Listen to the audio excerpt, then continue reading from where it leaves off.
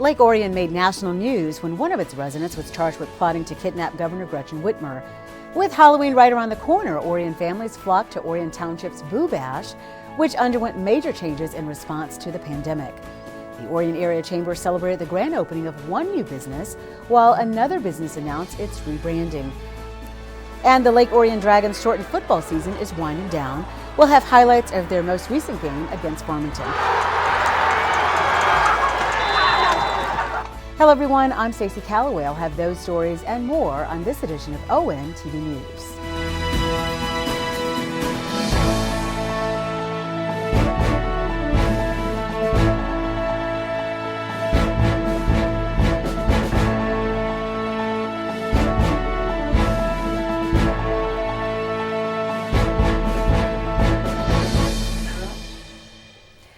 Lake Orion made national news when it was announced that one of its residents, 23-year-old Daniel Harris, was one of 14 suspects charged with plotting to kidnap and possibly murder Michigan Governor Whitmer. Harris lived on Beats Drive on the west side of Tommy Lake, where, according to the FBI, he hosted several of the domestic terrorists in August, including an informant. According to the FBI, it was Harris who suggested killing Whitmer in an encrypted group chat, saying, have one person go to her house, knock on the door, and when she answers it, just cap her. When I put my hand on the Bible and took the oath of office 22 months ago, I knew this job would be hard. But I'll be honest, I never could have imagined anything like this. I want to start by saying thank you to our law enforcement. Thank you to the fearless FBI agents. And thank you to the brave Michigan State Police troopers who participated in this operation, acting under the leadership of Colonel Joe Gasper.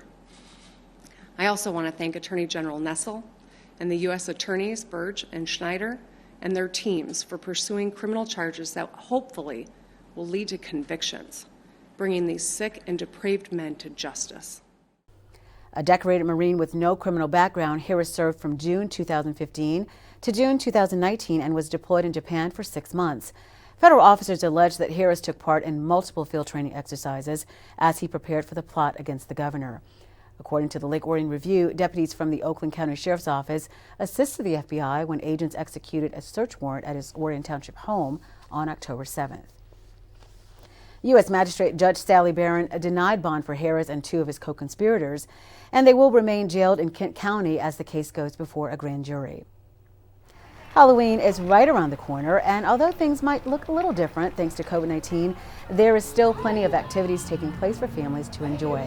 Orion Township hosted their annual Halloween event, and the response was tremendous despite major changes this year.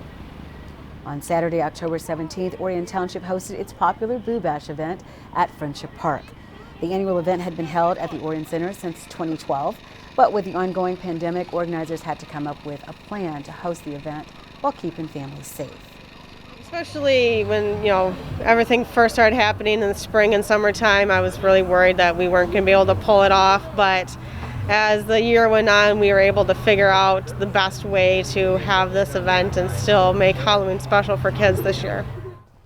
The event ran from 4 p.m. to 7 p.m. and organizers scheduled families in 15-minute time slots. The event sold out quickly with more than 120 kids taking part in this year's Boo Bash. After you check in, you follow our little pumpkin trail, and then we have Trick or Treat Street with about 16 different vendors, all small local businesses. We're, reminding people to shop local and, stick to Lake Orion businesses and, make our businesses stronger. Once they go through the Trick or Treat Street, we have a pumpkin patch where each kid gets to pick out their own pumpkin, and then after that they head on home or they can stay and play on the playground. Children were also invited to attend a presentation on owls courtesy of the Leslie Science and Nature Center in Ann Arbor. The presentation was made possible thanks to the sponsorship of Waste Management. This is a barred owl from the Leslie Science and Nature Center, so he's one of our educational birds, and we get to bring him out to all sorts of events so that people can learn more about owls and get a chance to meet one up close. It's a super great animal to meet this time of year too, around Halloween.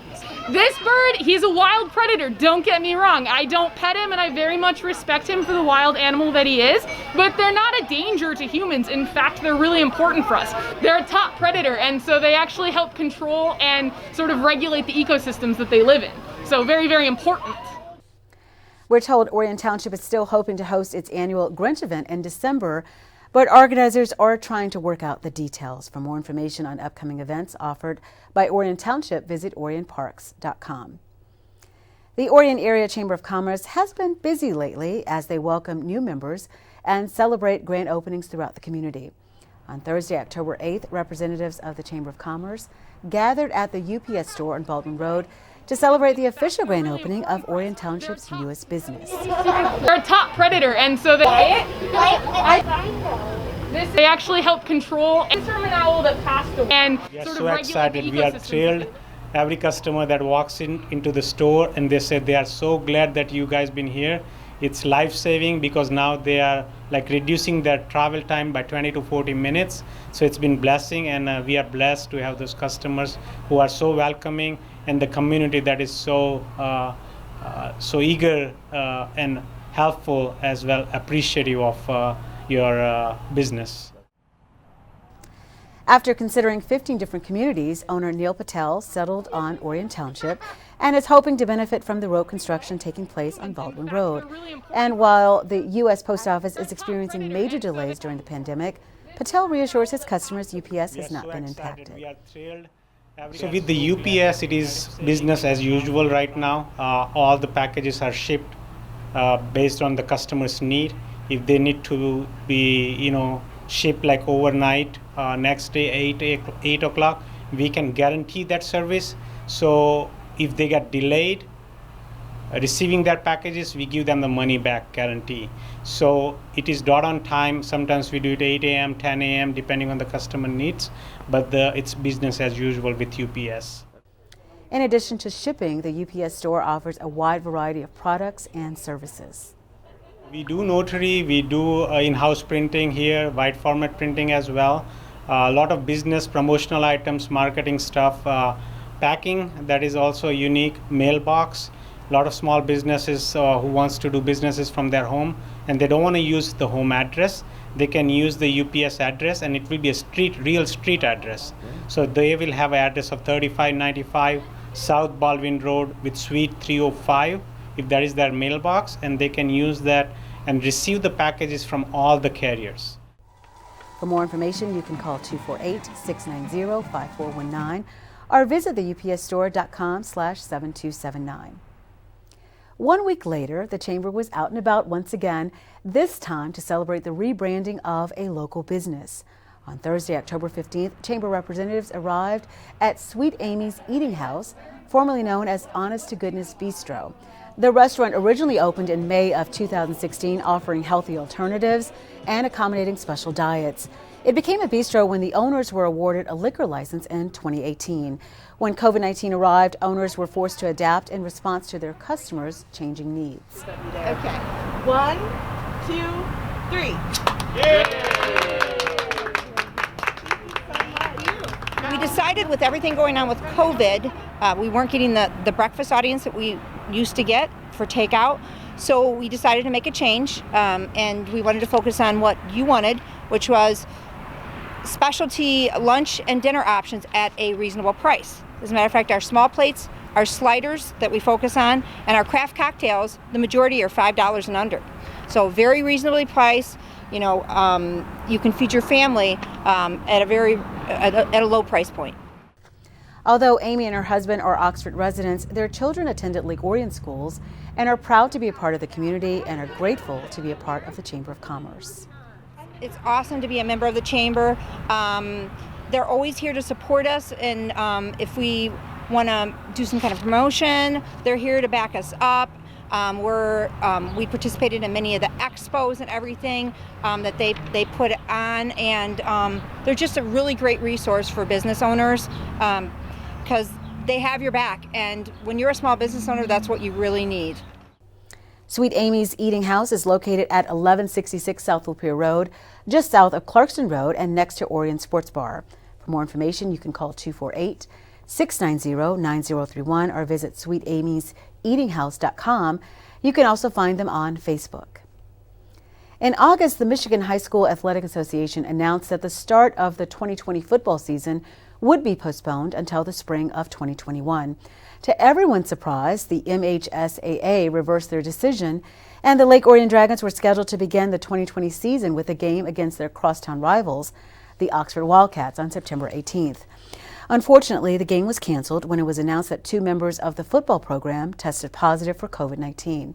The Dragon season finally got underway a week later with a home game against the Oak Park Knights on September 25th. Here's Joe Johnson with all the exciting highlights. Oak Park's first drive resulted in a punt, which was fielded by Cade Manzo and returned to the Knights' 34-yard line to begin Lake Orion's first drive of the season.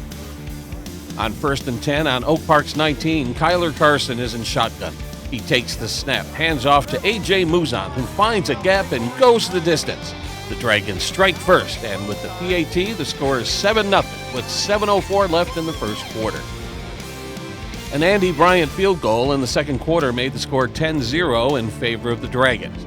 Then, with Oak Park facing a daunting 4th and 36, they're forced to punt from their own 17. Cade Manzo fields it at the 45, dodges would-be tacklers, and goes all the way, diving into the end zone for the score.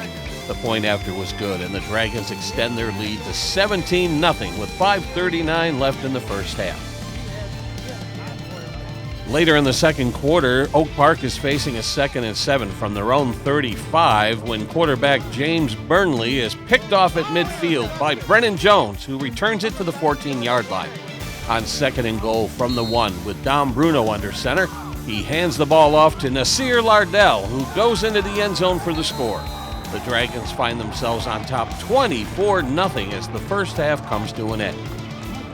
The fourth quarter began with the Dragons threatening to score from Oak Park's 7-yard line. On 3rd and goal from the 1, Drew Knieper is in shotgun. He takes the snap, fakes the handoff, and finds the end zone to extend Lake Orion's lead 31-0 with 10:35 left in the game.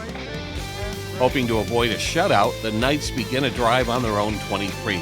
On 1st and 10, Davion Prim takes the handoff, and he is gone. Prim goes 77 yards into the end zone for Oak Park's first score of the game. The PAT was no good, and the score is 31-6 Lake Orion. With 5 minutes left in the game, Lake Orion managed to tack on one more score when Bruno handed off to Brendan Hastings at the goal line. The extra point was good, and the Dragons walk away with a 38-6 win over the Knights. We caught up with head coach John Blackstock after the game. I've said I love this team. What they've been through since March 13th and the up and down roller coaster, and how they have really hung together. And I think going through that has actually pulled them together. We were concerned about leadership going into this year because losing a great senior class last year with outstanding leaders. And our senior class during that whole stay-at-home order really led us, in our small group challenges that we had, and they've brought this team together and answered a lot of questions.